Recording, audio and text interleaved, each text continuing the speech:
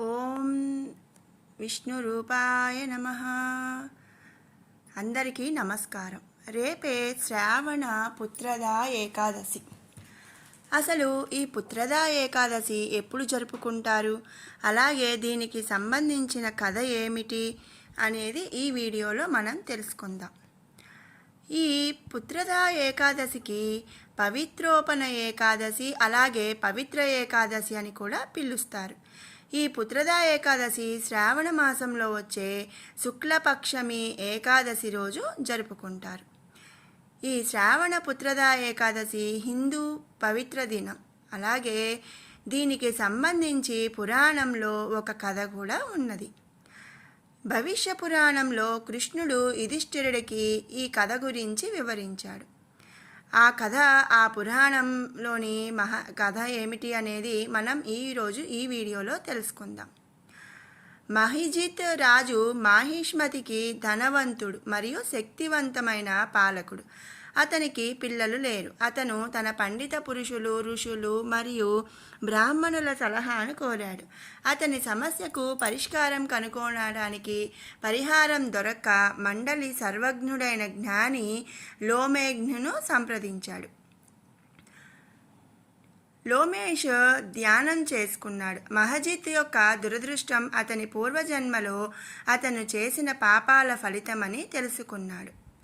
మహిజిత్ తన పూర్వజన్మలో వ్యాపారి అని మహర్షి చెప్పాడు. వ్యాపార రీత్యా ప్రయాణిస్తుండగా ఒకసారిగా విపరీతమైన దాహం వేసి చెరువు వద్దకు చేరుకున్నాడు.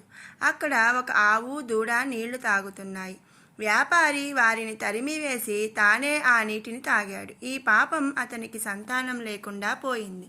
అయితే అతని మంచి పనుల ఫలితంగా శాంతియుత రాజ్యానికి రాజుగా జన్మించాడు.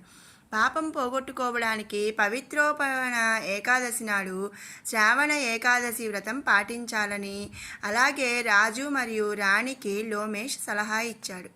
ఇక సలహా ప్రకారం రాజదంపతులు ఉపవాసం ఉండి దేవుడికి ప్రార్థనలు చేశారు. ఆ దంపతులు రాత్రంతా జాగరణ చేశారు. విష్ణుమూర్తిని ప్రార్థించారు.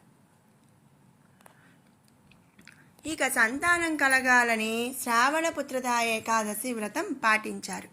శ్రావణ మాసం శుక్లపక్షపు పుత్రదా ఏకాదశి రోజున మహజిత్ రాజు ఉపవాసం ఉండి రాత్రి నిద్రలేస్తే అతనికి కొడుకు పుడతాడు. త్వరలో పిల్లల రోదనలు ఇంట్లో ప్రతిధ్వనిస్తాయని ఋషి లోమేష్ చెప్పారు. దీంతో పాటు రాజుగారి కష్టాలన్నీ నశిస్తాయని కూడా చెప్పాడు. ఈ పుణ్య ప్రభావంతో రాణి గర్భం దాల్చి 9 నెలల తర్వాత మిక్కిలి తేజస్సు గల కుమారునికి జన్మనిచ్చింది. ఈ ఏకాదశి శ్రావణ మాసంలో వస్తుంది. అందుకే ఈ రోజున శివుడు విష్ణువులకు పాలతో అభిషేకం చేయాలి. ఈ రోజున విష్ణువుకు దక్షిణావర్తి శంఖంతో అభిషేకం చేయటం ద్వారా విష్ణువు త్వరలో ప్రసన్నుడై ప్రతి కోరికను నెరవేరుస్తాడని చెప్పారు. ఈ ఏకాదశి నాడు మహావిష్ణువునకు పసుపు రంగు పూలతో మాల వేయాలి. శ్రీహరి నుదిటిపై చందన తిలకం పూయటం ఎంతో విశేషం. దేవుడి గుడిలో లేదా ఇంట్లో పూజించే స్థలంలో కొంతసేపు ధ్యానించడం కూడా ఎంతో మంచిది. ఇక మీరు మీ పిల్లలు అందరూ కూడా సంతోషంగా ఉండడానికి శ్రావణ పుత్రదా ఏకాదశి వ్రతం రోజున ఇప్పుడు చెప్పే మంత్రాన్ని కనీసం 108 సార్లు జపించటం ఎంతో మంచిది, అలాగే ఎంతో ఫలితాన్ని ఇస్తుంది. ఓం నమో భగవతే నారాయణాయ. ఓం నమో భగవతే నారాయణాయ.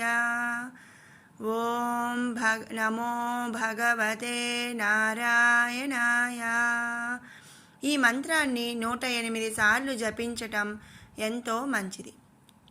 ఇక శ్రీకృష్ణుడు కూడా విష్ణువు అవతారమే. అందుకే ఈ ఏకాదశి రోజున పూజించేటప్పుడు సంతాన గోపాల మంత్రం ఓం దేవకీ సుత గోవింద వాసుదేవ జగత్పతే దేహి మే తనయం కృష్ణ త్వమహాన్ శరణం గతా.